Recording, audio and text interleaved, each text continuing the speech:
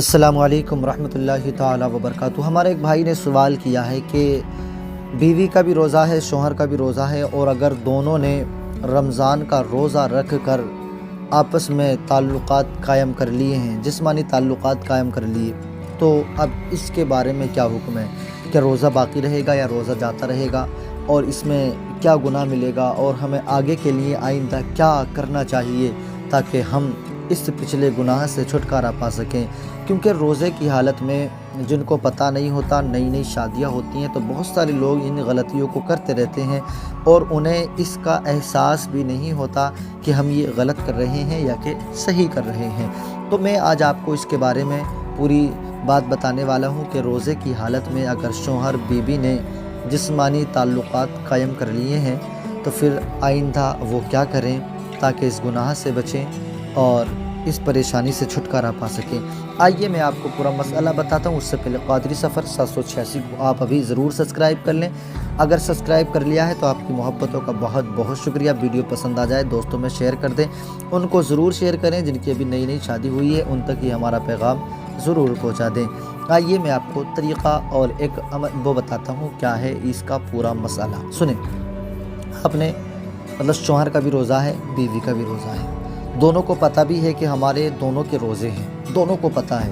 پتہ ہونے کے باوجود اگر انہوں نے جسمانی تعلقات بنا لیے، ایک مرتبہ جسمانی تعلقات بنایا، غلطی ہوئی، بعد میں احساس ہوا، توبہ کر لی، آئندہ کبھی ہم ایسا کام نہیں کریں گے، لیکن پھر جسمانی تعلقات کبھی بعد میں پھر بنا لیا، تو یہ دیکھیں اگر آپ کا بھی روزہ ہے، آپ کی بیوی کا بھی روزہ ہے، آپ نے جسمانی تعلقات قائم کر لیے، تو اب آپ پر بھی آپ کی بیوی پر بھی کفارہ لازم ہے۔ بہت سارے فقہا کا قول یہ ہے کہ دونوں میں سے ایک کا ہی کفارہ دونوں کے لیے ہو جائے گا، لیکن بہت ساروں نے یہ بھی لکھا ہے کہ اگر دونوں سے غلطی ہوئی ہے تو پھر دونوں کو اپنا اپنا کفارہ علیحدہ علیحدہ ادا کرنا ہوگا۔ کفارہ کیا ہے؟ روزوں کے بعد میں آپ نے 60 دن کے لگاتار روزے رکھنے ہوں گے، بیوی کو بھی اور شوہر کو بھی، اور پھر اس کے بعد میں ایک روزہ اور قضا کا رکھنا ہوگا جو آپ نے توڑ دیا تھا۔ یہ 61 روزے آپ نے رکھنے ہوں گے۔ اب آپ تھوڑا سا یہ سوچ لیجئے گا کہ آپ سے یہ ایک مہینے کا روزے میں آپ نہیں روک پائے اپنے آپ کو، آپ نے اس ایک مہینے کے روزے میں آپ نے روزے کی حالت میں بیوی سے ہم بستری کر لی، جسمانی تعلقات قائم کر لیے ہیں، تو بعد میں آپ نے 61 دن روکنا ہے۔ بعد میں آپ نے 61 دن جسمانی تعلقات قائم نہیں کر سکیں گے آپ۔ تو اسی لیے خدا کے لیے آپ اپنے حال پر ترس کھائیں اور رمضان کے اس پیارے مہینے میں روزہ رکھ کر بیوی سے جسمانی تعلقات نہ قائم کریں۔ بیوی کا روزہ ہے، شوہر کا نہیں ہے، شوہر کا ہے، بیوی کا نہیں ہے، اگر دونوں میں ایک کا ہے تب بھی آپ جسمانی تعلقات قائم نہ کریں، کیونکہ جس کا ہے اس پر کفارہ لازم ہوگا، بعد میں اسے 61 روزے رکھنے ہوں گے۔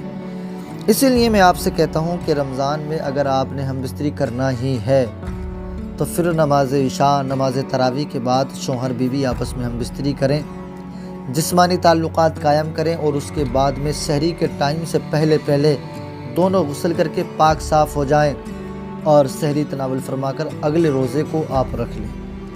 آپ کی اس ہم بستری کی وجہ سے کوئی نماز نہیں چھوٹنی چاہیے اور کوئی روزہ نہیں چھوٹنا چاہیے، تو یہ ہم بستری آپ کے لیے جائز ہے، آپ آرام سے اور شوق سے کر سکتے ہیں۔